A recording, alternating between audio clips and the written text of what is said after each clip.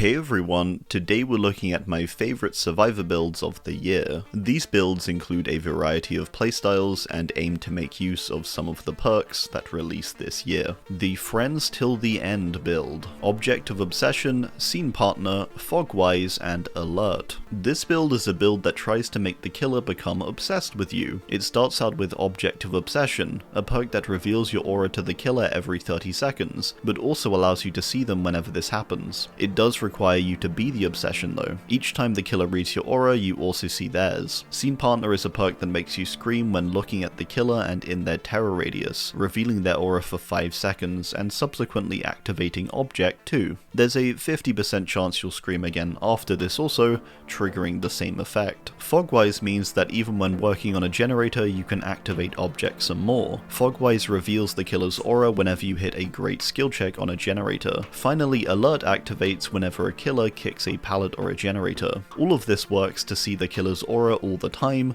but also repeatedly reveal your own aura to them too, hopefully drawing their attention. A great build for practicing looping and generally just playing a game where you're at the focus of the killer's attention for much of the time. The High Roller build.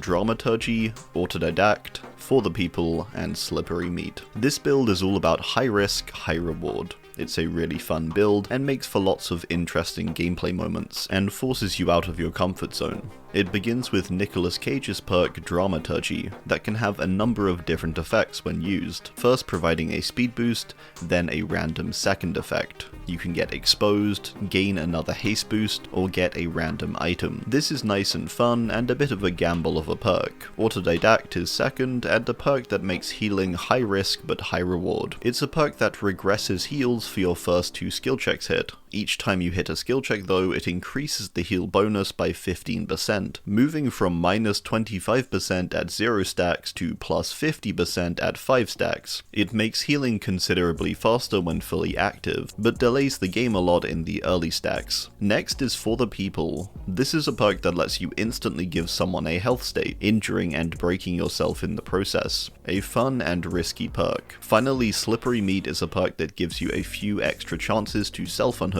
and boosts your odds at doing so. Again, a bit of a gamble. Overall, a very fun build, with lots of random moments, forcing you to play in a slightly different way. The build. Light-footed, Iron Will, Quick and Quiet, and Distortion. This is one of my favourite stealth builds. Light-footed makes your footsteps silent when healthy and running. Iron Will makes grunts of pain 75% quieter when injured. Quick and Quiet allows you to perform fast faults silently every 20 seconds. Finally, Distortion hides your aura and scratch marks whenever a killer tries to reveal you with an aura perk. It's token-based, but tokens can be easily replenished by staying in the killer's terror radius. I find this build is a nice balance of different stealth elements, being able to use it out of chase but also within it. You can deny most elements of killer tracking too, removing footsteps, grunts of pain, vault sounds, auras, and scratch marks. It's really a very well-rounded build for stealth. The Bamboozled Beyond Best Belief build. Plot twist, diversion, deception, and power struggle. This is a deception build, having many different tools to bamboozle the killer. Plot twist is a perk that enables you to silently down yourself, putting yourself into the dying state.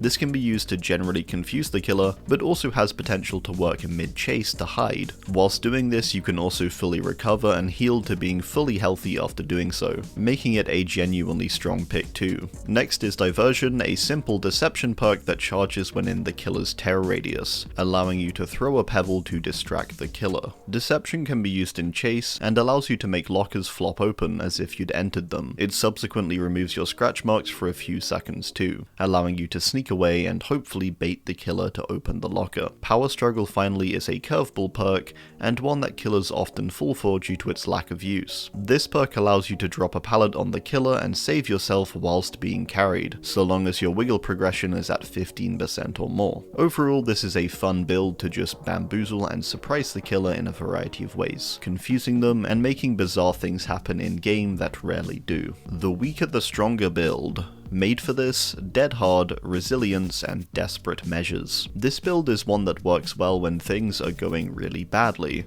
Desperate Measures is a perk that boosts healing and unhook speeds by 14% for each survivor injured or worse. Resilience is a perk that gives a 9% boost to action speeds of pretty much all kinds when injured. The two of these work well to passively buff you whenever things start to go badly. Dead Hard activates after being unhooked, and allows you to dash forward and take an additional hit of damage when injured, putting you into the deep wound state instead. This is where Made for This can come in. When things are very bad, in Chase and Deep Wounded, Made for This provides a 3% boost to movement speeds. This perk can also provide protection when healing others out of the dying state, making it a good clutch perk too. Overall, a great build for when things go really badly, or when you frequently find yourself in situations where your team is quickly wiped. The peak efficiency build. Friendly Competition, Deja Vu, Rookie Spirit, and Better Together. This build aims to make you very efficient, pairing together generator perks that speed up the team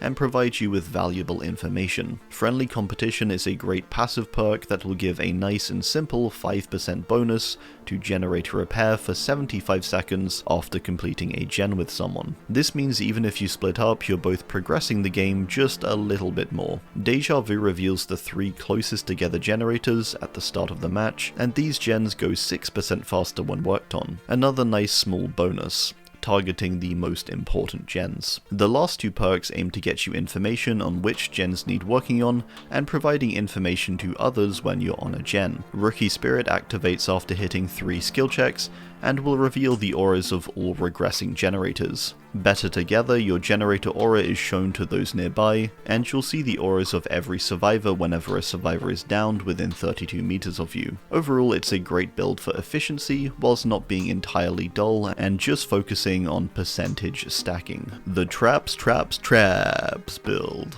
Chemical Trap, Blast Mine, Flashbang, and Wiretap. This build is, you guessed it, trap focused. It includes the new Chemical Trap, a trap perk that can be placed onto dropped pallets. Once placed, if a killer kicks the trapped pallet, they'll be slowed down for 4 seconds, allowing you to get away. The perk can be gained by working on a generator for 50% of its progress. Blast Mine is next, and a perk obtainable by the same method, and placeable onto a generator. If the generator is kicked, the killer will be stunned and blinded, delaying and disorienting them. Wiretap will also be obtainable by the same method, making it nice and efficient. Wiretap, when installed on a generator, will reveal the killer's aura when they come close by. It can allow you to get away before they reach you and hopefully lead them into the blast mine. It also reveals their aura to your team too, which is nice. Finally, Flashbang, which also activates after 50% generator progress. This can be crafted in a locker and is droppable like a firecracker, blinding and stunning the killer if they're carrying a teammate. I like this build because it activates on all the same terms of working on generators, allowing you to interlink regular gameplay with a more fun and trap-focused playstyle where you can mess with the killer in lots of fun ways. The Not On My Watch build.